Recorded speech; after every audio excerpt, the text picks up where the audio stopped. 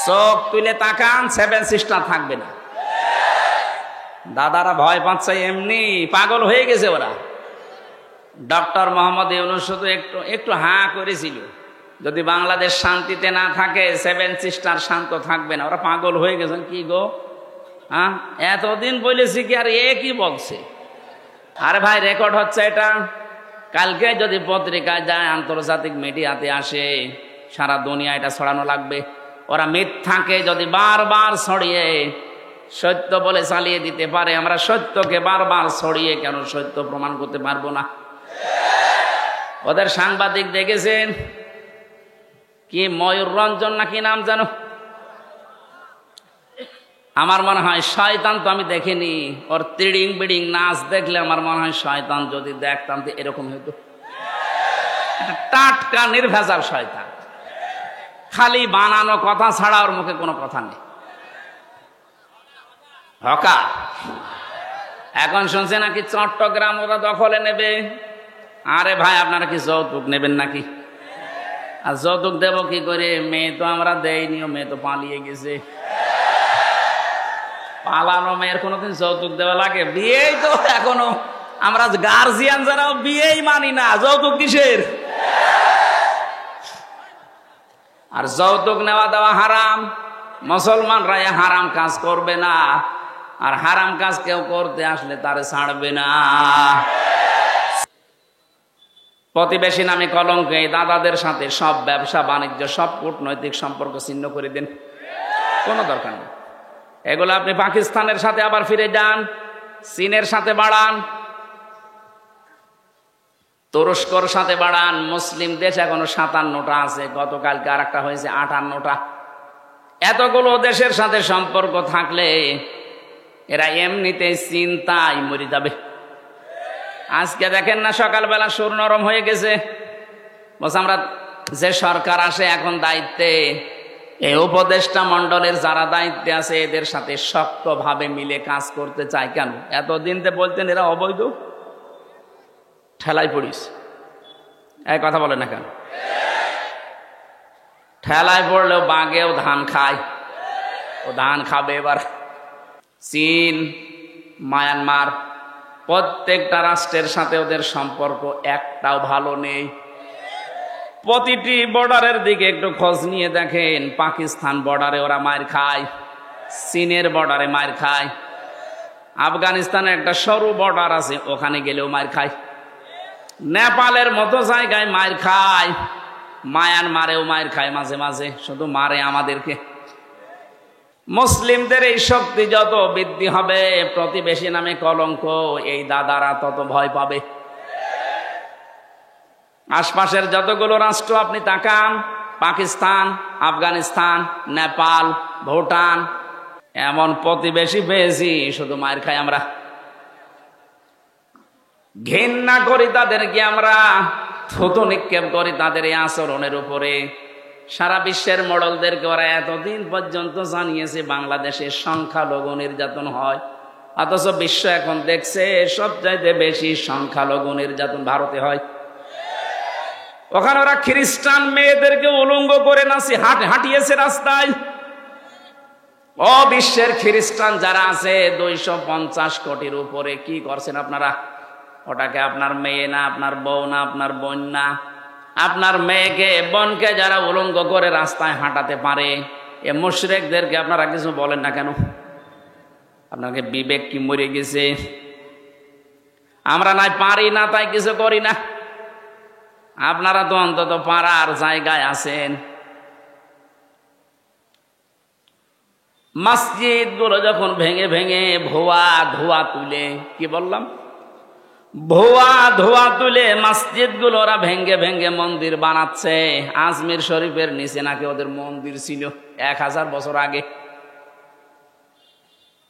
আমরা যদি এখন তোলে যে ঢাকার স্বামীবাগের ইসকন মন্দির 500 বছর আগে এখানে মসজিদ ছিল, কেমন লাগবে আপনার?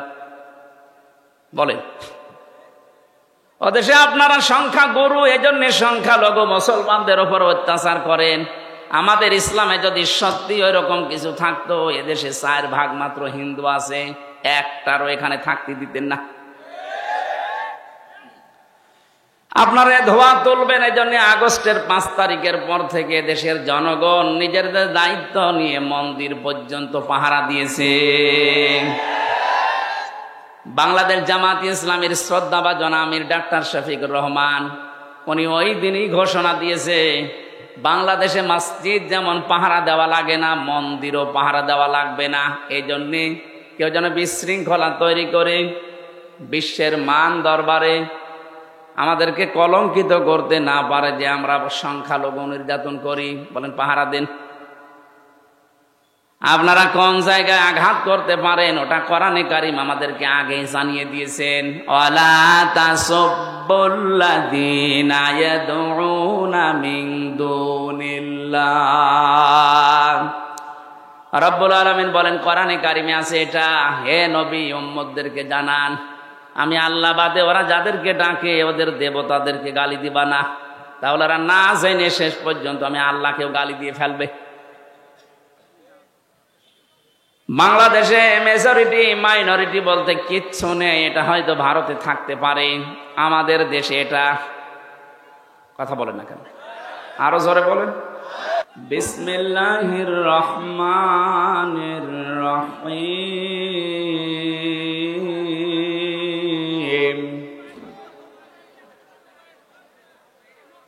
ইসকানা মির রহিম مختوم ختامه مسك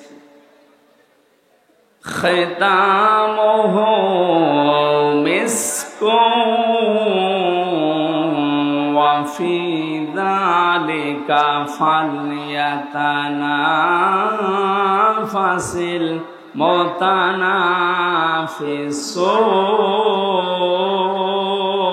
المتنافسون ومزاجه من تسنيم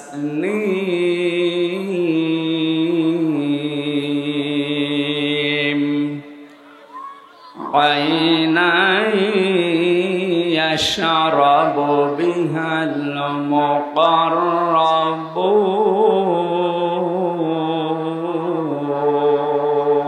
المقربون صدقت يا ربنا اللهم صل على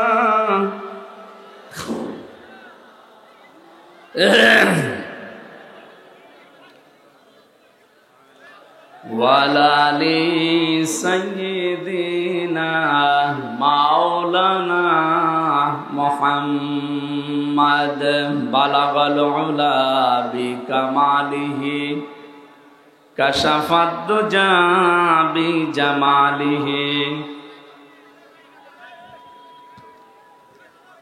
হাসনাত জামিউ খিসালিহি সাল্লু আলাইহি ওয়া আলিহি। আল্লাহর দরবারে শুকরিয়া জানাচ্ছি যিনি কোরআনে কারীম শোনার জন্য ধৈর্য এবং সহ্য আমাদেরকে দিয়েছেন। খুশি হয়ে বলেন আলহামদুলিল্লাহ। গভীর রজনী, এখন রাত 10:43 বাজে। বাংলাদেশ সহ বিশ্বে কোরআনে কারীম প্রচার যারা করেছে আপনি তাদের জীবনী দেখেন। শহীদ আল্লামা দেলাওয়ার হোসাইন সাইদি রহমতুল্লাহ আলাইহি, তার কথাবার্তার আমরা দেখেছি সর্বোচ্চ রাত 9:30 10টার ভেতরে শেষ হয়ে যেত, কিন্তু আমাদেরগুলো শেষ হতে রাত 12টার আগে মনে হয় মাহফিল শুরু হয় না। বিশেষ করে এই সিরাজগঞ্জ, পাবনা আর সাতক্ষীরা, আমার 64 জেলায় যাওয়া আছে। অন্যান্য জেলাতে আমি 10:30 11টায় শেষ করে দেখেছি। এই সমস্ত জেলাগুলোর মানুষ আসে রাত 9টা 9:30টার পরে। এরা একবারে খাবার দাবার খেয়ে আসবে রাত 12টা 1টা 2টা বাজে, যা হয় হোক, ফজরের নামাজটা পড়া লাগছে না। কি শান্তি দেখেন তো। পৃথিবীতে মানুষের সম্মান মর্যাদা বাড়ে কিসে অনেকে জানে না। কোরআনে কারিমে আল্লাহ জানিয়েছেন ওয়ালিল্লাহিল ইজ্জাতু ওয়া লিরাসূলিহি ওয়া লিল মুমিনিনা ওয়ালাকিন্নাল মুনাফিকিনা লা ইয়ালামুন। এই পৃথিবীতে সম্মান আর মর্যাদা এটা আমি আল্লাহর জন্য, আমার রাসূলের জন্য, আর তোমাদের ভেতরে যারা ঈমান আনার পরে মুমিন হয়েছে তাদের জন্য। কিন্তু মুনাফিক যারা, এটা তারা জানে না। ওরা মনে করে সম্মান আর মর্যাদা জোর জবরদস্তি দখলের ভেতরে। এই জন্য 15.5 বছরে বহু চেষ্টা চালিয়েছিল সম্মান পেতে, সম্মান তো পায়নি, মানুষ কুকুরের মতো ঘৃণা করে। কয়েকদিন আগে আমি মৌলভীবাজার থেকে আসছিলাম, মাহফিল পাবো না এই জন্য বছর হেলিকপ্টারে চলেন। ওরা আসার সময় ব্রাহ্মণবাড়িয়া যখন পার হচ্ছিলাম, এই তাল গাছ নারিকেল গাছের উপর দিয়ে একেবারে নিচ দিয়ে যাচ্ছিলাম। নিচের মানুষগুলো যা হাঁটা চলা করছে দেখা যাচ্ছে। পাইলট সাহেবকে বললাম, ভাই এই যে হুক আছে, হেলিকপ্টারের যে হুক আছে, কি টান দিলে খুলে পড়ে যাবো? ভাই এখানে হাত দেওয়া যাবে না, হাত দিলে কিন্তু পড়ে যাবে। মনে মনে ভাবলাম, আল্লাহ 5 তারিখে যে 2 বোন একসাথে চলে গেল হেলিকপ্টারে, একটু খুলে যেতে পারল না। যদি একটু খুলে যেত, আর আমাদের বাংলাদেশের এরিয়ার ভেতরে যদি পড়ে যেত, তাহলে খেলা দেখতাম। শহীদ প্রেসিডেন্ট জিয়াউর রহমান, ওনার স্ত্রী একজন বিধবা বেগম খালেদা জিয়া, তার একটা ছেলে মারা গেছে, একটা ছেলে আছে বাইরে, সে প্রায় কতদিন জেলখানায় আবদ্ধ। এরকম কঠিন পরিস্থিতিতে তার স্বামীর বাড়ি থেকে তাকে যেদিন উৎখাত করে, যেভাবে কাঁদছিল, এই কাদা দেখে সারা পৃথিবীর মানুষ যারা বাংলা ভাষা বোঝে, চোখের পানি তারাও কেঁদেছে। যে একজন মানুষ শুধু আনন্দ করেছে যে না, ঠিকই আছে। কে কথা বলে না কেন? আমার মনে মনে হচ্ছিল, যদি ওই দিন সত্যি হেলিকপ্টারের একটু হুকটা খুলে আল্লাহ যদি ফেলে দিত, তো অনেকে হাতের যে কিছু আছে এটা মিটাত, যে যেমনি দিয়ে পারে একটু ভত্তা করে দিত, তখন বুঝতো ঠেলা কারে বলে। এটা বিধবা মেয়ে লোককে আপনি বাড়ি ছাড়া করলেন, এর গজব মনে হয় আল্লাহ লাগিয়েছে যে আপনাকে দেশ ছাড়া করে দিয়েছে। মাত্র এই 4 মাসের ভেতরে 2 জন স্বৈরাচার দুনিয়া থেকে, তার দেশ থেকে বিদায় নিল চরম অপমানিত হয়ে। কিছুদিন আগে বিদায় নিয়েছিল উনি, আর গতকালকে বিদায় নিয়েছে আর একজন ওনার ভাইরা ভাই। সবই স্বৈর শাসক। এই জন্য স্বৈরাচার যারা, তারা যেন শিক্ষা নেয় যে জোর করে সম্মান পাওয়া যায় না। কথা বলেন না কেন? বহু চেষ্টা চালায়নি, ইউনিয়ন থেকে শুরু করে সংসদ পর্যন্ত প্রত্যেক জায়গায় শিকড় গেড়ে দিয়েছিল নিজেদের লোক নিয়ে, না তাও হয়নি। আল্লাহ পাক বলেন, ফাতিল কাবয়তুহুম খাবিয়াতাম বিমা যালামু। হে নবী, আপনি এই ঘরগুলো একটু দেখেন, এই সেই ঘরগুলো, এই সেই ঘরগুলো খাবিয়াতান, আমি জনশূন্য করে দিয়েছি, পরিত্যক্ত বানিয়ে দিয়েছি, উজাড় গৃহ বানিয়ে দিয়েছি, বিমা যালামু, তাদের জুলুমের কারণে। এটা যে কত বাস্তব তার প্রমাণ 2024 সালের 5 আগস্টের বিকাল আসতে আসতে আল্লাহ দেখিয়েছে। আপনি শুধু বাংলাদেশের দিকে তাকান, 630টা থানা আছে এই দেশে। কত? 630টা থানা। আর যেখানে যেখানে জালেমদের বাড়ি ঘর ছিল, আপনি দেখেছেন খাবিয়াতাম বিমা যালামু, এদের জুলমের কারণে আল্লাহ পুরা বাড়িকে পরিত্যক্ত করে দিয়েছেন। কুষ্টিয়ায় আমার হানিফের বাড়ি, আপনি এখন যে দেখবেন আর বাড়ি নেই, পায়খানার প্যান পর্যন্ত মানুষ খুলে নিয়ে চলে গেছে। ওটা এখন জাতীয় টয়লেট হয়ে গেছে। কথা বলছেন এখন? 5 দিন আগের পেপারে দেখলাম, ওই যে ঢাকার যে বাড়িটা এত অহংকার করত, যেটা নিয়ে যেখানে অনেকে আবেগে গিয়ে চুমা খেত, ওই বাড়িটা এখন দলবদ্ধ হয়ে মানুষ টয়লেট করছে। 4-5 জনের ছবি দেওয়া দেখলাম পেপারে, এদিকে একজন, ওদিকে একজন, ওদিকে একজন, ওদিকে একজন, মেশিন লাগিয়ে শুরু করেছে। মনে হচ্ছে জামাত বদ্ধ প্রসাব চলছে। এর কারণ আছে, কারণ নেই কেন? একবারে 4-5 জন যাচ্ছে। এবার আসেন কারণ আমি দেখাচ্ছি। কাবাঘর তাওয়াফ করছিলাম, 6ষ্ঠ চক্কর শেষ করে 7ম চক্কর দিয়ে উপরে গেলাম। হঠাৎ দেখি পেটের ভেতরে ব্যথা, যন্ত্রণায় ফেটে যাচ্ছে। এক পুলিশকে ডাকলাম, ইয়া আখি তাআল, এদিকে আসেন। কি? ওনারে বললাম এখানে ফার্মেসি আছে। কেন? এতক্ষণ তো আমার ভালোই লাগছিল, হঠাৎ এখন আমার পেটে ব্যথা করছে, আমি ঔষধ কিনতে যাব। উনি আমারে বলে, ইয়া হাজি ওল হজ্জা তাই না বিলাদুকা। ও হাজি, দেশ কোথায়? জি তুমি বাংলাদেশ। বাংলাদেশ থেকে এসেছি। আমার দিকে তাকিয়ে বলছে ওর ভাষা দিয়ে যে, হাজি আপনি জানেন না এটা কোন জায়গা? না তো। আবু জাহেলের বাড়ি। আপনি এখনো পায়খানা না করে দাঁড়িয়ে আছেন, তাড়াতাড়ি করেন। পায়খানা করে দেখি আমার পেটের ব্যথা ভালো হয়ে গেছে। আল্লাহ যেন আমাকে হাতে ধরে জিজ্ঞাসা করতে চাচ্ছে, হামজা এত দূর থেকে আসলে 6,500 কিলোমিটার, কত? 6,500 কিলোমিটার দূর থেকে আসলে এত কষ্ট করে আর ওই শয়তানের বাড়ি পায়খানা না করে চলে যাবা? তাড়াতাড়ি করো। সত্যি এক কাজ করে দেখছি আমার পেটের ব্যথা ভালো। আমার তো মনে হচ্ছে জালেমদের বাড়ি ঘর আল্লাহ খবিয়াতান বানিয়ে দিয়েছে মানুষের প্রসাব পায়খানার জন্যে। ঠিক পর্যন্ত না, এর পরেরটা শোনেন। ইন্না ফি যালিকা লায়াতাল লিকাউমিন ইয়ালামুন। এখানে আলেম যারা আছে লামে তাকিদ আছে। ইন্না ফি যালিকা লাআয়াতান, আল্লাহ বলেন অবশ্যই এর ভেতরে শিক্ষা আছে। লিকাউমিন ইয়ালামুন, যারা জ্ঞানী মানুষ তাদের জন্য। প্রধান অতিথি, বিশেষ অতিথি, সভাপতি, দেখেন সব জ্ঞানী মানুষ। সামনে যারা আছেন আমি বিশ্বাস করছি আপনাদের জ্ঞান আছে। আয়াতের শিক্ষাটা তো জ্ঞানী মানুষ নেবে নাকি? কি এটা?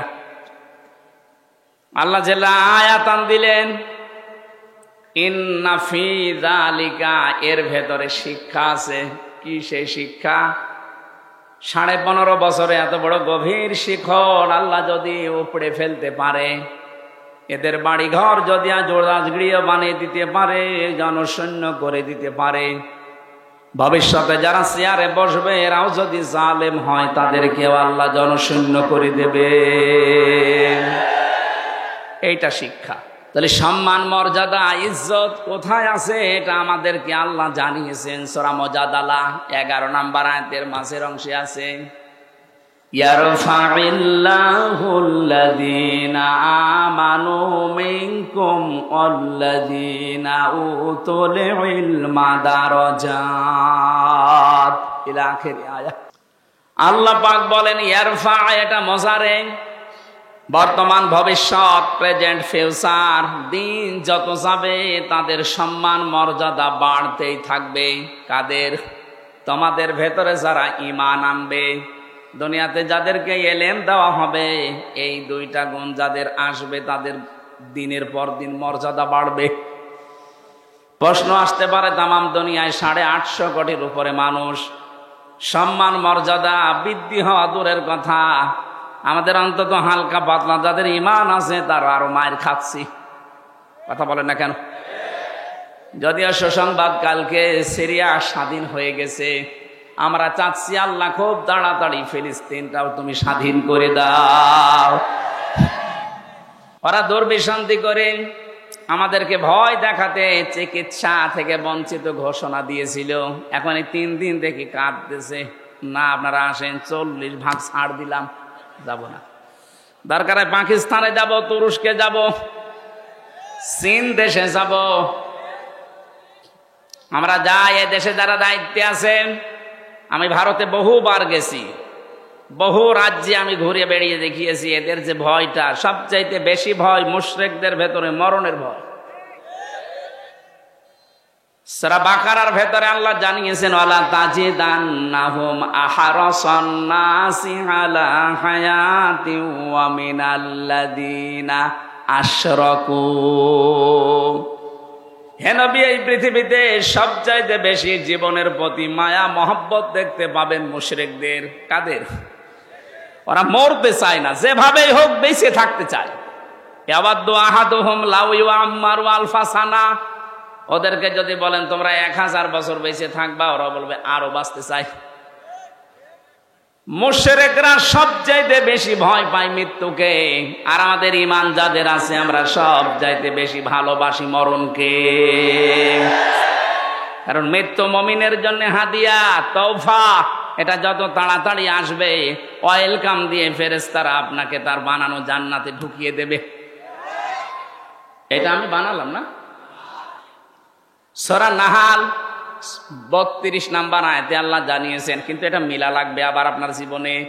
আল্লাযীনা তাতাওয়াফাহুমুল মালাইকাতু তাইয়্যিবিনা ইয়াকুলুনা সালামুন আলাইকুম উদখুলুল জান্নাতা বিমা কুনতুম তা'মালুন। বলেন আল্লাহু আকবার। আল্লাহ পাক বলেন, মরণের বিছানায় যখন মুমিন আছাড় খেয়ে পড়ে, ফেরেশতা পাঠিয়ে দেয়। 2 জন 4 জন 5 জন না, মালাইকা বহু বচন দিয়েছেন আল্লাহ। হাজার হাজার ফেরেশতা আসে তোর কাছে। আসার পরে যদি দেখে হ্যাঁ তোর জীবনটা তাজ্জিব পবিত্র ছিল, তাফসিরে মুফাসসির লিখেছেন তাজ্জিবিনা মানে এটা পোশাক পবিত্র না, শরীরের পবিত্র না, এটা বিশ্বাসের পবিত্রতা। ওদের বিশ্বাসের ভেতরে শিরিক ঢোকানো, আর আমরা যা করি আমাদের বিশ্বাসের ভেতরে ঈমান ঢোকানো। কথা বলেন না কেন? যাদের বিশ্বাসে শিরিক আছে পাল্টাবেন। আপনার বিশ্বাস যদি পবিত্রতা অর্জন করতে পারে, যখন এই বিছানায় মরণে আষাঢ় খেয়ে পড়বেন, ফেরেশতারা বলবে উদখুলুল জান্নাহ, প্রবেশ করেন। শুধু প্রবেশ করবেন না, সালাম শান্তির সাথে করেন। বিমা কুনতুম তা'মালুন, দুনিয়ায় যা করতেন সেইটার কারণে। ও বাংলার মুসলমানেরা, আমরা আহ্বান জানাবো যারা দায়িত্বে আছেন, খুব তাড়াতাড়ি পররাষ্ট্রনীতির কিছু নিয়ম নীতি আছে। আমি যে কথা বলতে পর্যন্ত এসেছিলাম, সম্মান মর্যাদা যদি সত্যি আমরা ফিরে পেতে চাই, দিন যত যাবে বাড়তেই থাকবে। আপনার ঈমানটাকে শিরিক মুক্ত করবেন। তাজ্জিবিনা মানে শিরিক মুক্ত ঈমান। 2 নম্বরে ওয়াল্লাযীনা উতুল ইলমা দারাজাত, যাদেরকে আল্লাহ ইলম দিয়েছে তাদের মর্যাদা আল্লাহ বাড়াবে। প্রশ্ন আসতে পারে, দুনিয়ায় কত মানুষের তো ইলম ছিল, মর্যাদা বাড়ে নাই। হ্যাঁ ঠিক আছে, আমি নাম নিয়ে বলছি, মাওলানা ফরিদউদ্দিন মাসুদ, মাওলানা রুহুল আমিন, এরা আলেম না? কথা বলে না কেন? আলেম ছিল, এদেরও মর্যাদা মানুষ দিত, কিন্তু দেখেন শুধু পাল্টিয়ে গেছে। সময়টা একটু পাল্টানোর কারণে সারা বাংলাদেশে যেখানে যাবেন এই 2 জনের নাম বলেন, আলেম নামে মানুষ আলেম বলে ঘৃণা করবে। এই ঘৃণাটা তৈরি করে দিল কে? কে? আল্লামা সাইদি রহমতুল্লাহ আলাইহি, উনিও তো আলেম ছিলেন। উনি দুনিয়ায় নেই, তারপরও সারা পৃথিবীতে তার নামে দোয়া হচ্ছে। আর এমন আলেম, ওনারা গেছে বাইতুল মুকাররমে জোর করে ইমামতি করার জন্য, জনগণ জুতা দিয়ে পিটিয়েছে। পরের দিন স্ট্যাটাস দিয়েছে যে জুতা মেরেছিল কিন্তু আমার গায়ে লাগেনি। আপনি কত অপমান হবেন? এই যে দারাজাত বহু বচন দিয়েছেন আল্লাহ, কেন জানেন? কারণ দিন যত যাবে, জ্ঞানের উপরে যারা আমল করে তাদের মর্যাদা আল্লাহ তত বাড়াবে। যারা যতটুকু জ্ঞান পেয়ে আমল করেছে, আপনি তাকান, তাদের মর্যাদা আল্লাহ বাড়িয়ে দিয়েছে। আল্লামা জনায়েদ বাবুনগরী রহমতুল্লাহ আলাইহি, তার নাম শুনলে মানুষ এখন দোয়া করে। আল্লামা শাহ আহমেদ শফি রহমতুল্লাহ আলাইহি, তার নাম শুনলে মানুষ দোয়া করে। আর এরা জীবিত থাকতে দোয়া তো দূরের কথা, জুতা খায়। এই জন্য জ্ঞান অনুযায়ী আপনাকে কাজ করা লাগবে। জ্ঞানের বাইরে যদি কাজ করেন, হ্যাঁ হয়তো ভয়ে অথবা বিভিন্ন স্বার্থের কারণে মানুষ আপনাকে সম্মান দেবে, কিন্তু দিন যত যাবে আপনাকে আল্লাহ পচাবে। কথা বলেন না কেন? পৃথিবীতে সবচাইতে বেশি জ্ঞানের উপরে আমল করেছিল, কাজ করেছিল কারা? নবীরা। কারা? এবার নবীদের দিকে তাকান, সূরা ইয়াসিন 30 নম্বর আয়াত। ইয়া হাসরাতান আলাল ইবাদ মা ইয়াতিহিম মির রাসূলিন ইল্লা কানু বিহি ইস্তাহজিউন। আমার বান্দাদের জন্য আমার আফসোস, আমার আক্ষেপ হয়, এমন কোন নবী রাসূল দুনিয়ায় পাঠালাম না যার সাথে সমসাময়িক ব্যক্তিরা, সমসাময়িক শাসকরা জুলুম, অত্যাচার, নির্যাতন, ঠাট্টা, বিদ্রূপ, উপহাস করে নাই। এ কথা বলছে কে? আরো জোরে বলেন। নবীদের চরিত্র খারাপ ছিল, মানুষকে কষ্ট দিত, কেন? তাদের উপর অত্যাচার। একটাই কারণ, আমি প্রত্যেকটা নবীর জীবনে অন্তত যতগুলো কোরআনে পেয়েছি, পড়ে দেখেছি, প্রতিটি নবীর জীবনে একই অবস্থা, কারণ তারা জ্ঞানের উপরে আমল করত। কথা বলে না কেন? জ্ঞানের উপরে আমল করতে গিয়ে অনেকের নাম পর্যন্ত তারা হারিয়ে ফেলেছে। হযরতে মুসা আলাইহিস সালাম, ইহুদিরা তার নামটা পর্যন্ত পরিবর্তন করে দিয়েছে জোসেফ। এখন তামাম দুনিয়ায় যারা ইহুদি আছে, মুসা নবীকে আর মুসা বলে না, বলে জোসেফ। কি বলে? খ্রিস্টানরা হযরতে ঈসার নাম পাল্টিয়ে দিয়েছে যিশু। 250 কোটির উপরে খ্রিস্টান তামাম দুনিয়ার 257টা রাষ্ট্রে কম বেশি আছে। আপনি যেখানেই যাবেন দেখবেন ঈসা নবীকে ওরা ডাকে, কিন্তু ঈসা আলাইহিস সালাম বলে না, ঈসা ইবনে মারিয়ামও বলে না, বলে যে যিশু। কি বলে? বলেন। আমাদের জাতির পিতা হযরতে ইব্রাহিম আলাইহিস সালামের নাম তারা পাল্টিয়ে দিয়েছে আব্রাহাম। হযরতে দাউদ আলাইহিস সালামের নাম তারা পাল্টিয়ে দিয়েছে ডেভিড। মুসলিম বিজ্ঞানী ছিল আল ক্যামি, তার নাম পরিবর্তন হয়ে গেছে কেমিস্ট্রি। নবীদের প্রিয় সাহাবী একজন হযরতে জাবির রাদিয়াল্লাহু তাআলা আনহু, তার নামও পাল্টিয়ে দিয়েছে আল জাবরা। এদেশে আল্লামা শফির নাম পাল্টিয়ে দিয়েছে তেতুল হুজুর। কথা বলে না কেন? শহীদ আল্লামা দেলাওয়ার হোসেন সাইদের নাম দিয়েছে দেল্লু শিকদার। আমি কি বানিয়ে বললাম? আমার নামও পাল্টিয়ে দিয়েছে পিসকে হুজুর। আমি কি পিসকে?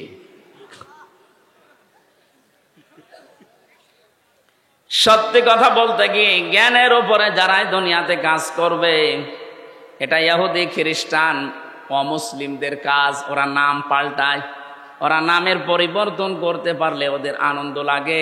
এই জন্যে শহীদ আন্তর্জাতিক জিয়া বিমানবন্দরের নাম পাল্টিয়ে আলাদা করে দিয়েছে। কথা বলেন না কেন? ওয়ালা তালমিজু আনফুসাকুম ওয়ালা তানাবাজু বিল আলকাব বিইসাল ইসমুল ফুসুক বাদাল ঈমান ওয়া মান লাম ইয়াতুব ফাউলাইকা হুমুজ জালিমুন। আল্লাহ বলেন নাম পাল্টাবা না। আজ যারা নাম পাল্টানোর হিরিক 15 বছর তৈরি করেছিলেন, কি হয়েছে? সে নাম তো আবার সব পাল্টিয়ে যাচ্ছে। কথা বলেন না কেন? টয়লেট থেকে শুরু করে সংসদ পর্যন্ত প্রতিটি জায়গায় নাম পাল্টাতে পাল্টাতে আর পারে নাই। সেটা পায়খানা টয়লেটের নামও দিয়েছে বঙ্গবন্ধু টয়লেট। তার কোথায় দেবেন? জাতে মাতাল হলো, কিন্তু তালে ঠিক ছিল। জিয়ার নাম মুছে দিয়েছে ঠিক, এমন একজনের নাম দিয়েছে যেটা মুসলমানদের আবেগের জায়গা, যেন এটা পাল্টাতে না পারে। আপনি এখান থেকে মুছে দিয়ে কি করবেন? আমি আরাফাতের ময়দানে ছিলাম, ওখানে জিয়াউর রহমান লক্ষ লক্ষ গাছ লাগিয়েছে, নিম গাছ। ওটাকে এখন আর ওই দেশের মানুষ নিম গাছ বলে না, বলে জিয়া গাছ। হয়তো ওনার জীবনী থেকে আমি এই কাজটা পেয়েছি। জীবনে যদি আল্লাহ ওনার একটা কাজও পছন্দ না করে, হাজিদের আরাফাতের ময়দানে একটা শান্তির ব্যবস্থা। কি গরম জানেন ওই দেশে? 40, 42, 45, 55 ডিগ্রি সেলসিয়াস চলে। সেখানে একটা নিম গাছের ছায়া পেলে মানুষ মনে হয় আকাশ আমার মাথার উপরে নেমে এসেছে। এই যে লক্ষ লক্ষ হাজী সাহেবেরা আরাফাতের ময়দানে যেহেতু দোয়া কবুল হয়, শহীদ প্রেসিডেন্ট জিয়াউর রহমানের নামে যদি দোয়া করে, আল্লাহ তুমি ওর জীবনের যা হয়েছে হয়েছে মাফ করে দাও, আল্লাহ মাফ করতে পারে না? কথা বলে না কেন? আমরাও দোয়া করছি, আল্লাহ তুমি তাকে মাফ করে জান্নাত দিয়ে দাও, বলেন আমিন। বাংলার মানুষেরা যে কথাটা বলার জন্য, যে মানুষের নাম পরিবর্তনের হিড়িক, এটা ইহুদি আর খ্রিস্টানদের। বাংলাদেশে এই কালচার চালু করেছিল 15.5 বছরে যারা ছিল তারা। কেন আপনি আল্লামা শফির নাম পাল্টিয়ে দিলেন? তেতুল হুজুর একটা নাম হলো। কথা বলেন না কেন? নাম পাল্টিয়ে পাল্টিয়ে যাদের বিচার করে করে আব্দুল কাদের মোল্লা নাম পাল্টিয়ে দিয়েছেন।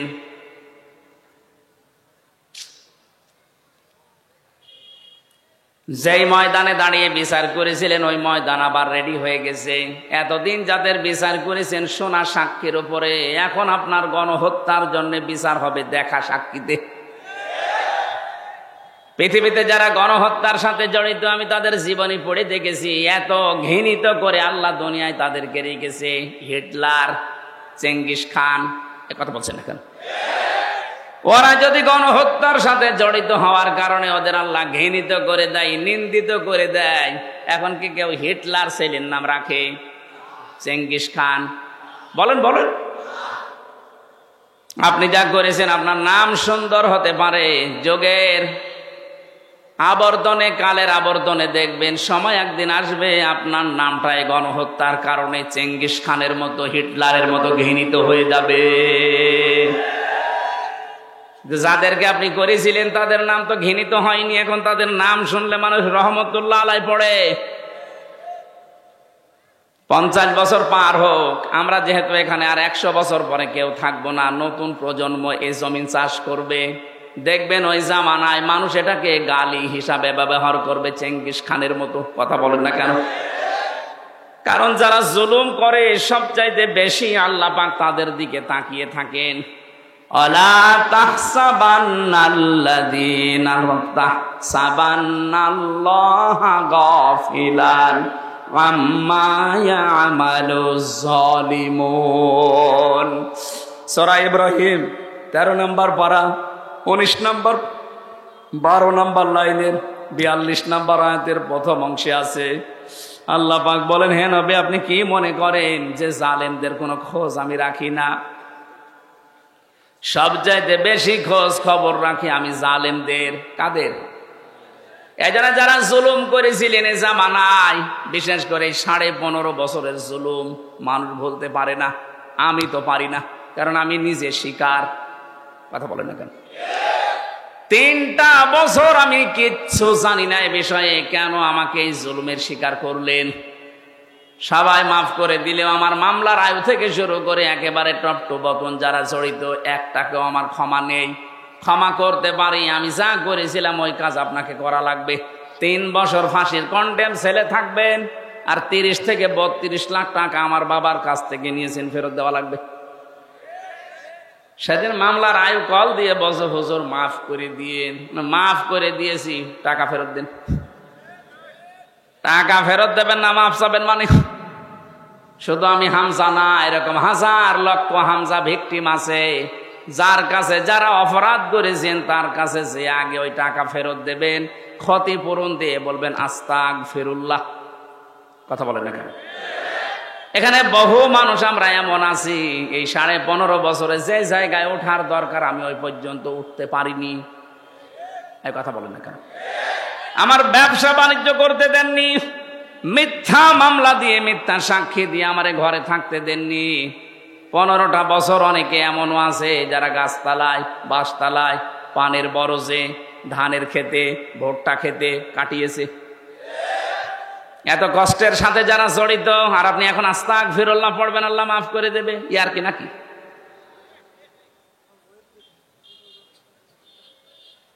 আমি শুধু শিক্ষা নেওয়ার জন্য 2-1টা জায়গা এগুলো বলেছি, যে আমাকে এই কষ্টটা দেওয়া হয়েছিল রিমান্ডে, মাটির নিচে নিয়ে, জেলখানার কন্ডেম ছেলে ফাঁসির, অনেক শয়তান এখন শুনছে, বলছে জেল খেটেছে তাই কি এ কথা বলা লাগবে? শয়তান তোমারে যদি 10 দিন টাঙিয়ে রাখতো তখন বুঝতে। কত অসহায় থাকে ওখানে মানুষ জানেন আপনি? কি করেছেন ইসলামের জন্য? আপনার কি অবদান আছে বলেন তো দেখি। কেউ 8 বছর, কেউ 10 বছর, কেউ 14 বছর পড়ে আছে দুনিয়ায়, কেউ জানে না কি কষ্ট স্বীকার করেছে। এক একটা মানুষ একটা দিন যায় মনে হচ্ছে 2 বছরের সমান। কেউ নেই আপনার আশপাশে, 24 ঘন্টা এতটুকু জায়গায় তালা মারা বসে থাকবেন, কতটুকু সময় পারবেন বলেন? ফখরুল ভাইয়ের কথা শুনছিলাম, উনি আমার খন্ডেম ছেলে, আমার ছেলে ছিল। হামজা তোমার সাথে কি করেছে আমি জানি না, আমার পায়ের ভেতর দিয়ে হাত দিয়েছে। সামনে যে লোহার ব্যারিকেড দেওয়া ছিল ছোট ছোট, ওর সাথে হাত লাগিয়ে তালা লাগিয়ে দিয়েছে। আরে ভাই 2-5 মিনিট পরে খুলে দে না। বছরের পর বছর 1.5-2 মিনিট সময় দিল টয়লেট করার জন্য। সকালে কয়েকটা পচা ছোলা দিয়েছে, তো পচা পারলে খান, না পারলে ফেলে দেন। দুপুরে 1 মুঠ ভাত দিয়েছে, তা মনে হচ্ছে মাখিয়ে দিয়েছে। কয়দিন আপনি পারবেন? কয় সপ্তাহ পারবেন? 8 বছর, 10 বছর, 14 বছরের লোক পেয়েছি আমি। এত বড় বড় নখ হয়ে গেছে, ওরা দেওয়ালের সাথে খুশিয়ে খুশিয়ে এভাবে লিখে রেখেছে ভাঙা ভাঙা অক্ষরে যে ভাই যদি কেউ বাইরে যেতে পারেন এই নাম্বারটা একটু জানাবেন যে আমি বেঁচে আছি। এখনো পর্যন্ত অনেকে জালেমের সাফাই গায়ের বলে কি হয়েছে যে ওনার পালানো লাগলো, কি হয়েছে? আপনার সাথে তো হয়নি, আপনি টের পাবেন না। এই লোকটাকে জিজ্ঞাসা করেন।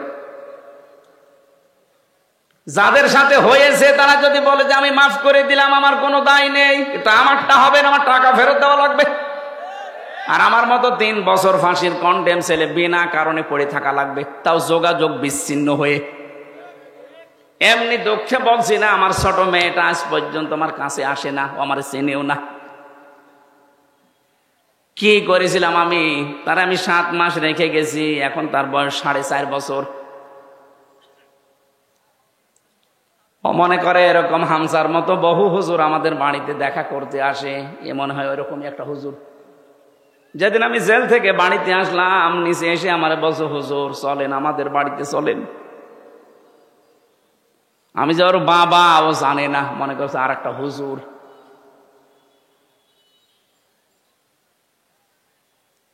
ফেসবুকে যারা উল্টা পাল্টা কথা ছড়ান আমার নামে, বাস্তবতা বুঝে ছড়াবেন। কি ঝড় গেছে আমার এই ছোট জীবনের ওপর, আপনি টের পাচ্ছেন? হ্যাঁ, আমি আল্লাহর জন্য সব সহ্য করেছি, মাফও করে দিয়েছি, কিন্তু আমার টাকার বিষয়টা আমি মাফ করব না। টাকা আমার ফেরত দেওয়া লাগবে, কারণ এটা আমার নিজের টাকা না, আমার বাবার টাকা।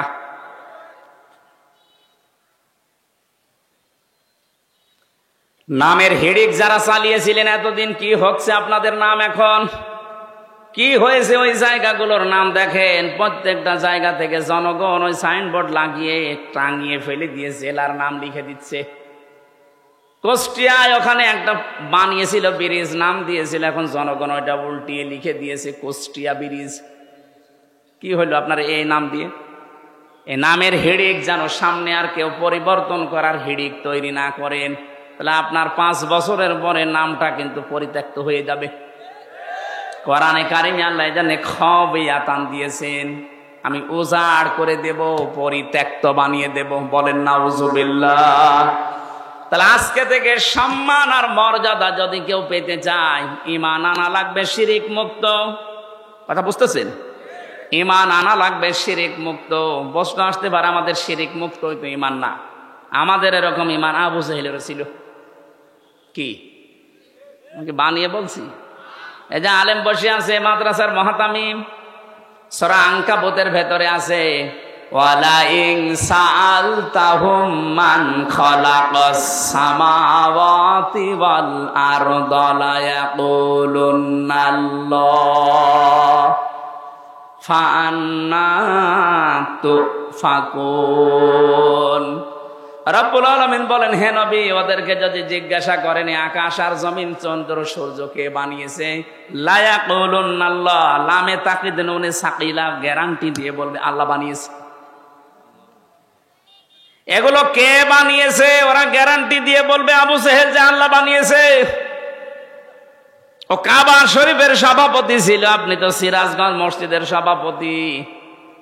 সিরাজগঞ্জ গোল চত্বরের মসজিদের সভাপতি হয়ে আপনি বগল বাজাচ্ছেন যে আমি জান্নাতে যাব না, যাবে কে? আপনি যদি এরকম ঈমান নিয়ে জান্নাতের আশা করে বসে থাকেন, তে আবু জেহেল কি দোষ করেছিল? ও তো সিরাজগঞ্জের মসজিদের সভাপতি না, ও ছিল কোন মসজিদের?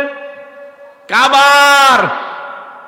এমনকি যেদিন বদরের ময়দানে যাবে, ওই দিন কাবার গিলাফ ধরে কেঁদে কেঁদে বলছিল, কাবার মালিক তুমি আসো, আমি জানি আমি মোহাম্মদের বিরুদ্ধে অস্ত্র নিয়ে যাচ্ছি বদরের ময়দানে, সত্যের পক্ষে যে আছে তাকে তুমি বিজয় দিয়ে দিও। ওর দোয়া ছাতা কবুল হয়ে গেছে, কারণ ও তো সত্যের পক্ষে ছিল না। সত্যের পক্ষে যিনি ছিলেন আল্লাহ তাকে বিজয় দিয়েছে। কথা বলেন ঠিক কিনা? এই জন্য আমার মূল কথা এই, আমরা যদি সত্যি ঈমান আনতে পারি, ঈমানটা শিরিক মুক্ত হওয়া লাগবে। শিরিক আমি এক কথায় বলছি, আল্লাহ যেটা পারে ওইটা অন্য কেউ পারে, এই কথা বিশ্বাস করার নাম শিরিক। আর শিরিক যে করে সে মুশরিক। বুঝেছেন কিনা বলেন? না বললে আমি আবার রিপিট করব। আল্লাহ যেটা পারে ওইটা অন্য কেউ পারে, বিশ্বাস করার নাম শিরিক। শিরিক যে করে সে মুশরিক। কথা বলুন। আলা লাহুল খালকু ওয়াল আমরু তাবারাকাল্লাহু রাব্বুল আলামিন। আল্লাহ পাক বলেন সৃষ্টি যার, হুকুম চলবে তার। এটা আমি বানালাম। সূরা আরাফের ভেতরে আছে ৫৪ নম্বর আয়াত। আল্লাহ পাক বলেন সৃষ্টি যার, হুকুম চলবে তার। যেহেতু এই জমিন বানিয়েছে আল্লাহ, এখানে হুকুম চলার কথা কার? সুতরাং এই জমিন আল্লাহর, এখানে যারা আল্লাহর আইন বাদ দিয়ে অন্য আইন দাঁড় করাতে চান তারা শিরিক করছেন। আর শিরিক যে করবে সে, আরো জোরে, এটা বারবার বলছি কেন? কারণ এখন একটা মোক্ষম সময় চলছে। আপনারা জানেন সারা বাংলাদেশ থেকে যে এখন সংবিধান সংস্কারের কাজ চলছে, জানেন না? ৯৬% মুসলমানের সবাই যদি আমরা আওয়াজ ধরি, যারা দায়িত্বে আছেন, সংবিধান এখন হবে এই দেশে মুসলমানের দেশে কোরআন। কারণ সংবিধান নামে একটা সূরা কোরআনে আল্লাহ দিয়েছেন, ফুরকান। ফুরকান মানে সংবিধান, ফুরকান মানে কি? এখানে ৭৪টা আয়াত আছে, ৭৩টা ধারা আছে। মুসলমানের দেশে যদি এই ৭৩টা ধারা দিয়ে সংবিধান তৈরি করা যায়, এই দিয়ে যদি দেশ চালানো যায়, এই দেশটা হয়ে যাবে মিনি জান্নাত। আর আমরা এটাই চাই। এক কথা বলছেন না কেন? এই জন্য আমরা আহ্বান জানাচ্ছি, সংবিধান যখন সংস্কারের কাজ চলছে, পরিবর্ধনের জন্য আলেমদেরকে আপনারা ডাকছেন, একটু কথাটা মেনে নিন। এতদিন তো ৫৩ বছর দেখলেন বিভিন্ন নিয়ম নীতি, এখন একটু এইটা দেখেন না কেন? এই ধারা লাগবে না, শুধুমাত্র এই ৭৩টা ধারা একটু সংযোজন করে দিন। বাকি ধারা একটাও লাগবে না। আমি গ্যারান্টি দিলাম, ৪১ সাল টার্গেট দিয়েছিল ওরা, ৪১ সাল লাগবে না, ৪১ দিনেই বাংলাদেশ রোল মডেল হয়ে যাবে। কারণ চুরি হবে না, ডাকাতি হবে না, জেনা নেই, ধর্ষণ নেই। এই ৭৩টা ধারার ভেতর আল্লাহ সব লুকিয়ে রেখেছেন, শুধু এগুলো প্রয়োগ করা দরকার। কারণ যিনি বানিয়েছেন তিনি জানে যে ওর দুর্বলতা কোথায়। কথা বলেন না কেন? এই জন্য আল্লাহ ঠিক ওইভাবে করে আইনগুলো সেট করেছেন। একটাও নেই, এই জন্য আমরা নিরাপত্তা পাই না, স্বস্তিতে শান্তিতে নিশ্চিন্তে বাস করতে পারি না। অমান দাখালাহু কানা আমিনা। আল্লাহ পাক বলেন কাবার যে চত্বরটা আমি এটা কিন্তু নিরাপত্তা দিয়ে ঢেকে রেখেছি। কাবার যে এলাকাটা এটা নিরাপত্তা দিয়েছে কে? কেন? কারণ এই জায়গায় আল্লাহর বিধান চলে, এখানে কোনো শিরিক নেই। আপনি কাবার এলাকার ভেতরে শিরিক পাবেন না। হ্যাঁ, কাবার বাইরে যান, সেখানে চিন্তায় আছে, মারামারি আছে, ঝগড়াঝাটি আছে, কিন্তু কাবার ভেতরে আমি দেখেছি এটা নিরাপদ জায়গা। আল্লাহ কোরআনে কারিমে সূরা আলে ইমরানের ৯৩ নম্বর আয়াতে জানিয়েছেন, ওয়ামান দাখালাহু কানা আমিনা।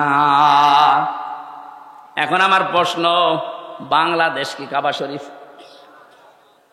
ঘুমাচ্ছে? বলেন বলেন, বাংলাদেশ কি কাবা শরীফ?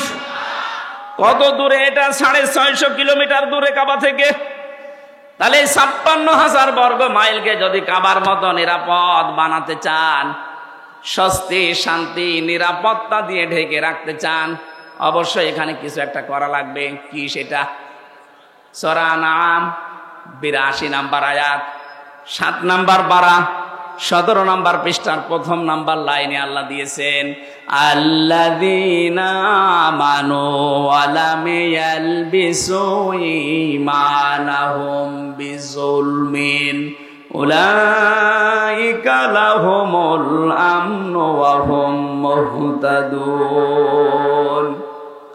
আল্লাহ পাক বলেন, যারা ঈমান আনবে আর ঈমানের সাথে জুলুমকে মিশ্রণ করবে না। এখানে জুলুম মানে শিরিক। জুলুম মানে কি? যারা জুলুমকে মিশ্রণ করবে না ঈমানের সাথে, উলাইকা লাহুমুল আমনু, আল্লাহ যেন এভাবে দেখাচ্ছেন, উলাইকা লাহুমুল আমনু, এই মানুষগুলো শান্তির হকদার। সুতরাং আল্লাহ শান্তি দেওয়ার মালিক, স্বস্তি দেওয়ার মালিক, নিরাপত্তা দেওয়ার মালিক। রব্বুল আলামিন সূরা কুরাইশ নাজিল করে গ্যারান্টি দিয়েছিলেন কুরাইশদেরকে, লিলাফি কুরাইশিন ইলাফিহিম রিহলাতাশ শিতাই ওয়াস সাইফ ফালিয়াবুদু রাব্ব হাযাল বাইত আল্লাযী আত'আমাহুম মিন জু' ওয়া আমানাহুম মিন খাউফ। বলেন আল্লাহু আকবার। যদি এই ঘরের মালিকের ইবাদত করতে পারো, ক্ষুধা লাগলে খাবারের ব্যবস্থা আল্লাহ তোমাদের করে দেবে। আর যদি ভয় পাও, ভয়ের সময় নিরাপত্তা দেবে, স্বস্তি শান্তি ফিরিয়ে দেবে। আমাদের 56,000 বর্গ মাইল সত্যি যদি আমরা এখন নিরাপত্তা দিতে চাই, যেভাবে প্রতিবেশীরা আধা জল খেয়ে লেগেছে, নিরাপত্তা দিতে হলে, ষড়যন্ত্র থেকে বাঁচাতে হলে জাতিকে শিরিক থেকে বাঁচাতে হবে, তাছাড়া সম্ভব না। আর আমরা চাই এই জন্যে এদেশ যেন শিরিক মুক্ত হয়। বহু চেষ্টা আমরা বিভিন্ন কায়দায় চালাচ্ছি, কিন্তু জাতি এত অজ্ঞ, বিশেষ করে মেয়েরা। এই আবার শোনেন, আল্লাহ যেটা পারে ওটা অন্য কেউ পারে বিশ্বাস করার নাম শিরিক। শিরিক যারা করে তারা সন্তান দিতে পারে কে? অন্য কেউ পারে। বিশ্বাস যারা করেন তারা কিন্তু শিরিক করছেন। আমি একটা উদাহরণ দিলাম না, আইন দিতে পারে আল্লাহ। আল্লাহর আইন বাদ দিয়া যারা অন্য আইন এখানে জারি করার চেষ্টায় আছেন, আপনি নামাজ পড়লে, রোজা রাখলে, হজ করলে, যাকাত দিলেও আপনি মুশরিক। আশা করছি আপনি বুঝেছেন। এরপরও যদি কেউ না বোঝার ভান করে থাকেন, আপনাকে কোরআন শরীফ দিয়ে হবে না, বুখারী শরীফ দিয়ে হবে না, আপনার বাকারি শরীফ লাগবে। আল্লাহ আপনাকে বোঝার তৌফিক দিন, বলেন আমিন। এজন্য ঈমান আনার পাশাপাশি জ্ঞান অনুযায়ী যদি আমরা আমল করতে পারি, দিন যত যাবে সৃষ্টি জগতের সামনে আমাদের মর্যাদা সম্মান আল্লাহ বাড়াতেই থাকবে। আল্লাহ যেন আমাদেরকে এটা দেখান, বলেন আমিন। কোরআনে কারীমের সূরা মুতাফফিফিন, এখান থেকে মাত্র 3-4টা আয়াত আমরা তেলাওয়াত করেছি তাফসীর আকারে। আপনারা সেই মাগরিব থেকে বসে আছেন তো, আমি দেখতে পাচ্ছি অনেকে ওঠাউঠি করছে। এটা পেশাব পায়খানার ব্যাপার আছে, আবার অনেকের বিড়ির নেশা আছে। বিড়ি খাওয়ার যাদের নেশা আছে, এই মানুষগুলো তো উঠবে, এদেরকে আপনি ওয়াজ করে ঠেকাতে পারবেন না।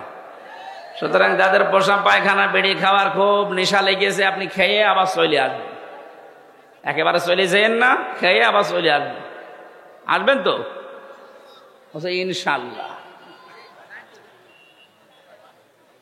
আমরা কোরআনে কারীমের সূরা মুতাফফিফিন, এই খুব ভালো করে শুনবেন, এটা একটা আমাদের সামাজিক জীবনের কাজ। আল্লাহ পাক বলেন মুতাফফিফিন মানে কি? যারা নেওয়ার সময় বেশি করে নেয় আর দেওয়ার সময় ওজনে কম দেয়, এ মানুষগুলোর ধ্বংস কামনা করেছে আল্লাহ নিজে, বলেন নাউজুবিল্লাহ। আজ আমাদের পরিবার, সমাজ আর রাষ্ট্র এই ওজন কম বেশি এইটার কারণে ধ্বংস হয়ে যাচ্ছে। আমি যেমন বিশ্ববিদ্যালয়ে দেখেছি অনেক স্যার যারা আছে, যারা ডক্টর, বিভিন্ন ভার্সিটি থেকে যারা ডক্টরেট করে আসে, আল আজহার থেকে, মদিনা থেকে, বিশ্বের বিভিন্ন জায়গা থেকে তারা জ্ঞান আহরণ করে আমাদেরকে যারা শিক্ষা দেয়, তারা কিন্তু নেওয়ার সময় বিভিন্ন জায়গা থেকে ভালোই নিয়েছিল, কিন্তু দেওয়ার সময় আর সঠিকভাবে দিতে চায় না। তখন বলে প্রাইভেট পড়া লাগবে, কোচিং করা লাগবে, বা উনি অন্য বিশ্ববিদ্যালয় প্রাইভেটে যে ক্লাস করায়। আমি শুধু ভার্সিটির স্যারদের উদাহরণ দিলাম এই জন্যে, এটা প্রাইমারি থেকে শুরু করে একেবারে কলেজ পর্যন্ত সব জায়গায়, হাফিজি মাদ্রাসা থেকে একেবারে দাওরা মাদ্রাসা পর্যন্ত, 1 থেকে কামেল পর্যন্ত প্রত্যেকটা জায়গার জন্য বলছি, শিক্ষক যারা আছেন নেওয়ার সময় যারা বেশি বেশি জ্ঞান অর্জন করেন, দেওয়ার সময় যারা সঠিকভাবে দিতে চান না ছাত্রদেরকে, তখন আবার প্রাইভেট পড়া লাগবে, কোচিং করা লাগবে, আপনি কিন্তু ধ্বংস হয়ে যাবেন। এক কথা বলছেন? আল্লাহ সূরার শুরুতে এইটাই জানিয়েছেন, ওয়াইলুল লিল মুতাফফিফিন আল্লাযীনা ইযা তালু আলান নাসি ইস্তাওফুন। ধ্বংস হয়ে যাক ওই মানুষগুলো যারা নেওয়ার সময় বেশি নেয়, দেওয়ার সময় কম দেয়। আর সারাটা জীবন আমরা এই লাইনে আছি, নেওয়ার সময় কিন্তু এলেম, নেওয়ার সময় জ্ঞান বিভিন্ন জায়গা থেকে যেভাবে হোক সংগ্রহ করি, কিন্তু ওইটা যখন বিলোপন করার সময় হয়, ডেলিভারি দেওয়ার সময় হয়, এটা তখন আর সঠিকভাবে আমরা দিতে চাই না, বিভিন্ন ক্রস কারণ দেখিয়ে আমাদেরকে আল্লাহ ধ্বংস করে দেবেন। অনেকেই মনে করি যে এটা শুধু দোকানদারদের জন্য, তারা ওজনে কম বেশি করে না, এটা সবার জন্য প্রযোজ্য। হযরতে শুআয়ব আলাইহিস সালামের জামানায় তার জাতিকে আল্লাহ যে 2টা কারণে ধ্বংস করেছিলেন, তার 1 নম্বরে তারা ওজনে কম বেশি করত। আজ উম্মতি মুহাম্মদী আমরা দাবি করে হাজারো মানুষ এখানে আছি যারা খাদ্যে ভেজাল দেয়, খাদ্যের ভেতরে বিভিন্ন বিষ মিশিয়ে দেয়। এই কথা বলেন না কেন? এই যে ফরমালিন যারা দেন, এইটা খেয়ে যদি কোনো মানুষ অসুস্থ হয়, তার বিভিন্ন শরীরের অর্গানগুলো নষ্ট হয়ে যায়, লোকটা যদি মৃত্যুর কোলে ঢলে পড়ে। আপনি তো ফলের ভেতরে, সবজির ভেতরে, খাদ্যের ভেতরে ফরমালিন দিয়েছিলেন, বিষ দিয়েছিলেন, ঔষধ দিয়েছিলেন, কিন্তু কিয়ামতে আপনি যখন উঠবেন তখন মানুষ হত্যাকারীর তালিকায় উঠবেন। আমি তো আয়াত পড়ার পরে দেখতে পাই বাংলাদেশে বহু মানুষ হত্যাকারীর তালিকায় কিয়ামতে উঠবে। কথা বলেন ঠিক কিনা? এজন্য খুব সাবধান এই জায়গায়, কোনো খাদ্যে ভেজাল দেবেন না, খাদ্যের কৃত্রিম। এই যে বিভিন্ন মানুষ টাকা পয়সার জন্য এগুলো সংকট তৈরি করেন, আপনি যে কত বড় অপরাধী আল্লাহর কাছে আপনি টের পাচ্ছেন না। যারা খাদ্যের কৃত্রিম সংকট তৈরি করে মানুষকে কষ্টে ফেলে রাখেন, আল্লাহ পাক বলেন যখন মানুষ খাবার থাকার পরও সংকট তৈরি করে, তখন আমার আরশ কেঁপে যায়। কারণ পৃথিবীতে সবচাইতে বেশি আদর আর মহব্বত করে বানিয়েছিলাম আমার বান্দাকে। এই বান্দা বান্দীদেরকে যারা জিনিস থাকার পরও কষ্ট দেয়, ওদেরকে আমি আল্লাহ ঘৃণা করি। বলেন নাউজুবিল্লাহ। বাংলাদেশে এটা মাঝে মাঝে আমরা দেখি, সম্পদ থাকার পরও, খাদ্য থাকার পরও কি করে মানুষকে কষ্টে ফেলে দেয়। যেই ধনীগুলো এগুলো করছেন, ইয়ামহাকুল্লাহুর রিবা ওয়া ইউরবিস সাদাকাত, হারাম কোন জিনিসে আল্লাহ বরকত দেয়নি, বরকত আল্লাহ দিয়েছে হালালে। এজন্য হারাম ইনকাম যারা করেছেন, আপনি তাকান তাদের দিকে। এত কোটি কোটি টাকার মালিক হয়েছিল, কেউ বেগম পাড়া, কেউ সাহেব পাড়া বানিয়েছে, কিন্তু কি হলো তাদের টাকা? 8 কোটি, 10 কোটি, 12 কোটি টাকার গাড়ি ঢাকার রাস্তায় পড়েছিল 5 তারিখের পরে। কেউ যে মালিক আছে এ প্রমাণ দেওয়ার জন্য কেউ যায়নি। জেলখানায় পৌঁছতেছে এখন বাংলার সর্বশ্রেষ্ঠ ধনী যিনি দরবেশ। কি হয়েছে তার টাকা? বৈধ অবৈধ নেই, 7টা ব্যাংক থেকে 36,000 কোটি টাকা ও চুরি করেছে। 36,000 কোটি। শেয়ার মার্কেট লুট করেছে, ব্যাংকগুলো দেউলিয়া বানিয়ে দিয়েছে। এক দরবেশে এমন একটা ভয় ধরেছিল, মানুষ উপর থেকে বিশ্বাস করতো না, না এত বড় দরবেশে কাজ করতে পারে। এই জন্য ও দাড়ি কেটে নম হয়ে গেছে। আদালতে একজন জিজ্ঞাসা করেছিলেন, আফারমান দাড়ি কাটলেন নবীর সুন্নত?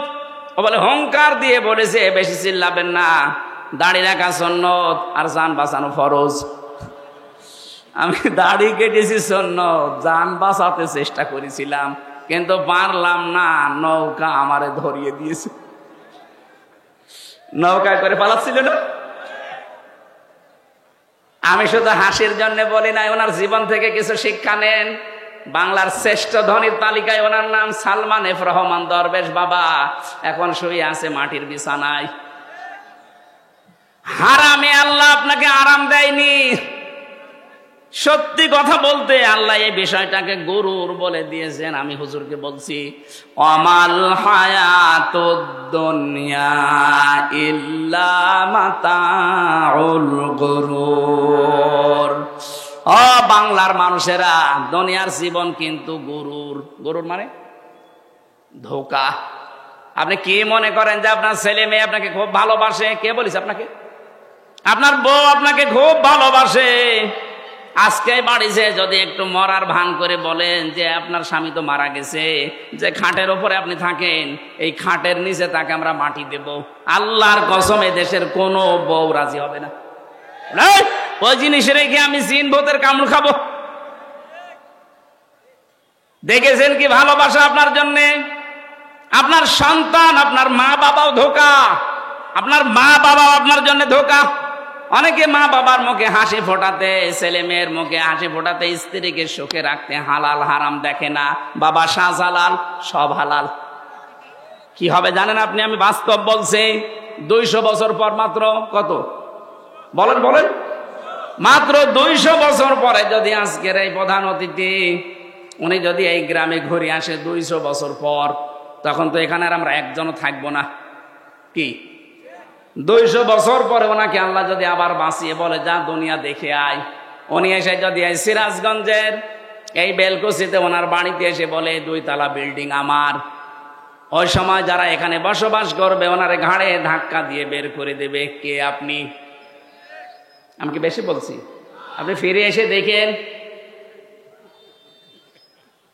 শুধুমাত্র আপনাকে পরিচয় দিতে গেলেই মারবে, বলবে আপনার থাকার জায়গা নেই, এই জন্য এরকম ভণ্ডামি করছেন। গ্রামে মসজিদ আছে, ওখানে বারান্দায় রাতটা থাকেন, সকালে ফোটেন, এইটা বলবে আপনার নিজের পরবর্তী প্রজন্ম। আরে ভাই, আমার 3 পুরুষের পরে আমি আর চিনি না। আমার বাবা রিয়াজউদ্দিন, তার বাবা জাহান আলী, তার বাবা নমাজউদ্দিন, এরপরে আমি আর চিনি না। সত্যি কথা বলছি, আমি চিনি না। কারণ এর পরে যে কারা আছে, ও কি হিন্দু না মুসলমান তাও জানি না। খুব বেশি হলেও না 100 বছর হবে। আমার বাবার বাবার বাবা 3 পুরুষ, এরপরে আমি আর চিনি না। এখন ওই নমাজ আলী সর্দারের যিনি ছিল বাবা, কে আমি তো জানি না। উনি যদি এখন এসে কুষ্টিয়ায় বলে যে এই ভিটা আমার, এই বাড়ি আমি বানিয়েছিলাম, আমি জমি জায়গা আমার করা, ওর দাঁত খুলে ফেলবো না। ভণ্ডামি করা জায়গা পান না। কে আপনি? যদি বলে আমি নমাজ আলীর বাবা, নমাজ আলী তো চিনি না।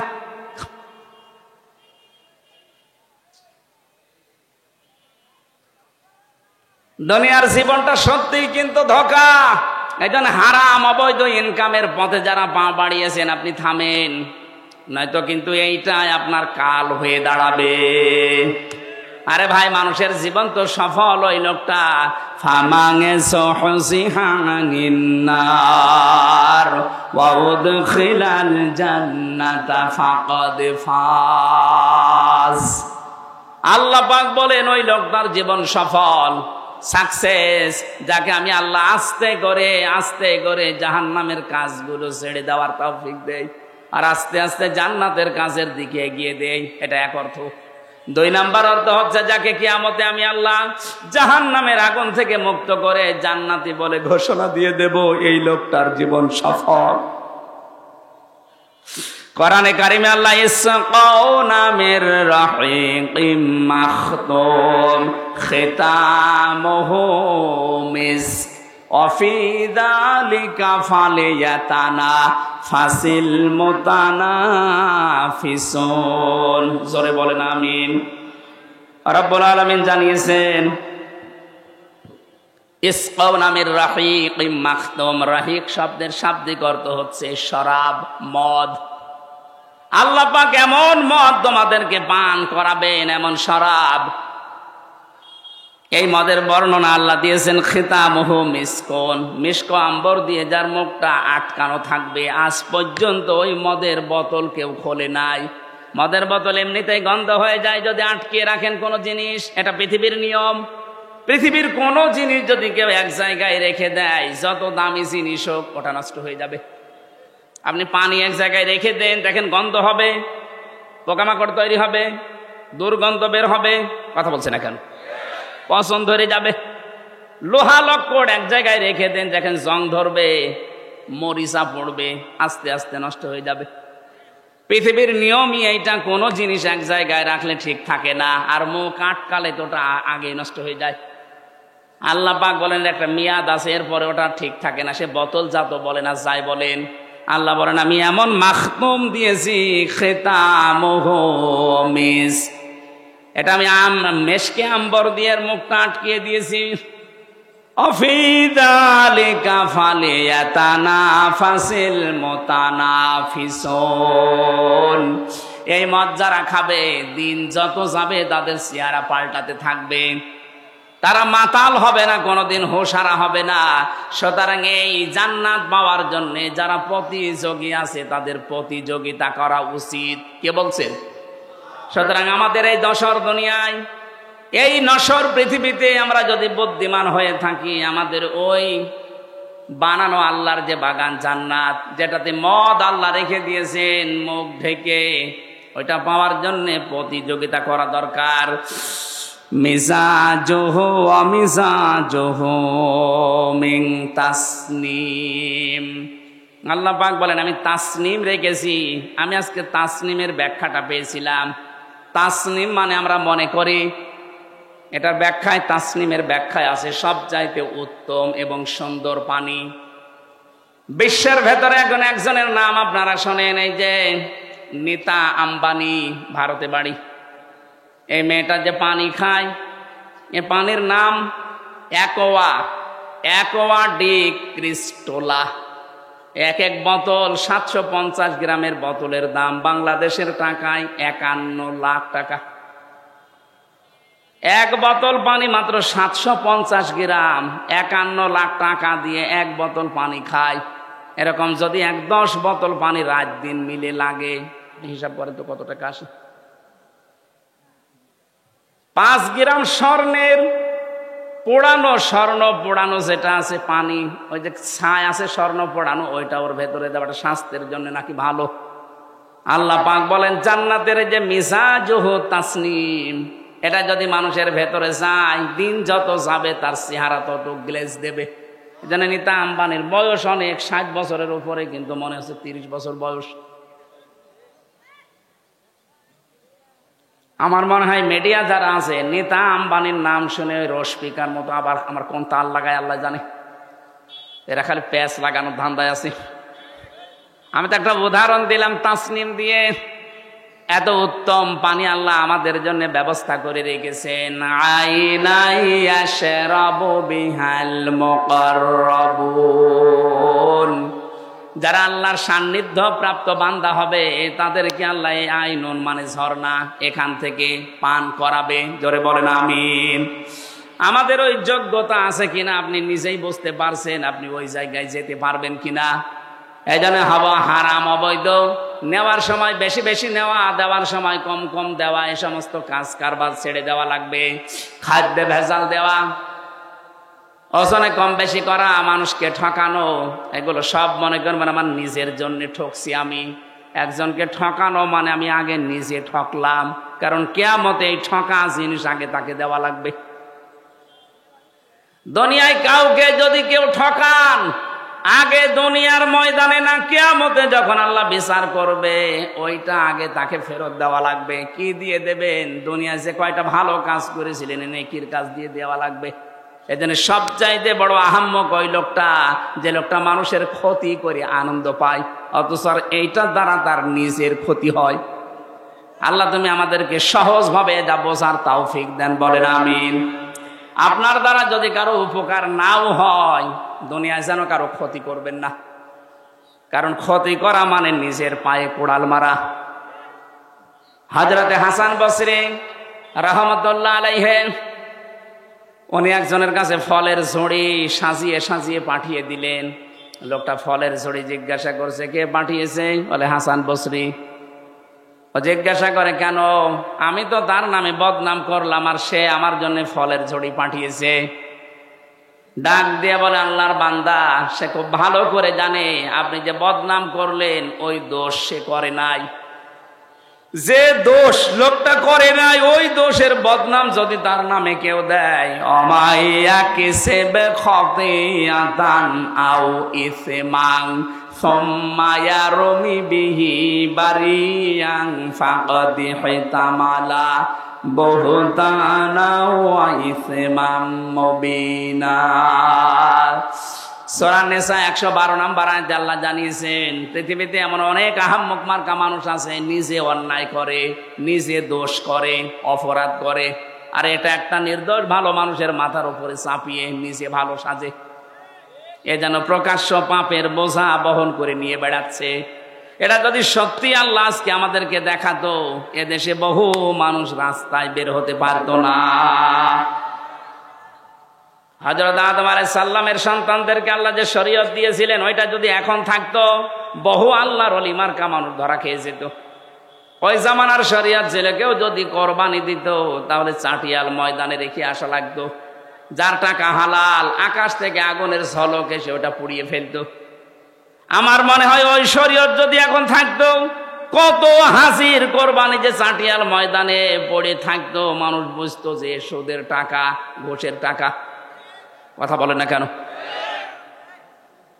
নাকি এলাকায় সুদ বন্ধ হয়ে গেছে? এই যে যারা টাকা ছেড়ে রাখেন, মাসে মাসে টাকা আসে, 1000 দিলে 100 টাকা করে বেশি দেয়, এটা এলাকায় নেই? এটা মায়ের সাথে জেনা করার গুনাহ হচ্ছে। কে হুজুর বলেন আপনাদের? কেন ওনার কথা মানা যায় না? কিয়ামতে যেদিন ধরা খাবেন, বলবেন আল্লাহ আমাদের কাছে কেউ আসেনি, ওই লোকটা দাঁড়াবে তখন, ও ডাক দিয়ে বলবে সুদ ওরা খেয়েছে, আমি নিষেধ করার পরও ওরা শোনে নাই। এই জন্য যারা এ কাজ করছেন, যেহেতু এতদিন না জেনে হয়তো খেয়েছেন, এখন থেকে ছেড়ে দেওয়া লাগবে। মায়ের সাথে জেনা করার এই গুনাহ আজকে থেকে আর করা যাবে না, বন্ধ হওয়া লাগবে। যারা টাকা ছেড়ে রেখেছেন, টাকা আসে, এই ব্যবসা কারা কারা বন্ধ করবেন? হাত তোলেন। ও এলাকায় আছে, হালকা পাতলা আছে, বেশি না, ঠিক আছে, আপনারা চালান।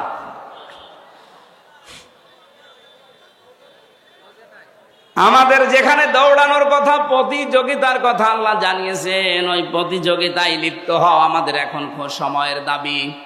যাই আছে জমিন ঠিক থাকবে এভাবে, আপনি আর আমি 100 বছর পরে আর কেউ থাকবো না। সুতরাং সেটা আল্লাহ বানিয়েছেন, ওই জমিনের দিকে আপনি দৌড়াবেন, তার নাম বাগান, জান্নাত। রব্বুল আলামিন বলেন, ওই জান্নাতের দিকে দৌড়াও। ওয়াসারিউ ইলা মাগফিরাতিম মির রাব্বিকুম ওয়া জান্নাতিন আরদুহাস সামাওয়াতু ওয়াল আরদ উইদ্দাত লিল মুত্তাকিন। আল্লাহ আমাদেরকে আয়াতগুলো প্র্যাকটিক্যাল লাইফে মেনে চলার তৌফিক দিন, বলেন আমিন। আমি জেলে বসে বসে যে কয়টা বই লিখেছিলাম, তার ভেতরে একটা আমার কাছে আছে আজকে এই গাড়িতে, সৃষ্টি জগৎ নিয়ে লেখা। এটা অনেক তথ্য দেওয়া আছে, আপনারা পেয়েছেন কিনা জানি না, যাওয়ার সময় এটা নিয়েছেন। আল্লাহুম্মা আমিন। লা ইলাহা ইল্লা আনতা সুবহানাক ইন্নী কুনতু মিনাজ জালিমিন। রব্বুল আলামিন কোরআনে কারীম থেকে যেই কয়টা কথাই বলেছি, তুমি আমাদের জীবনে সেট করে দাও। এ মাহফিলের আয়োজন করতে গিয়ে তোমার যে বান্দাগুলো শ্রম দিয়েছে, তুমি তো দেখেছো কে কিভাবে এগিয়ে এসেছে। কোরআনের প্রসারে, কোরআনের প্রসারে, কোরআনের শিক্ষায় যারা এগিয়ে আসে, আল্লাহ তুমি তাদের জীবনের অভাব করে দাও।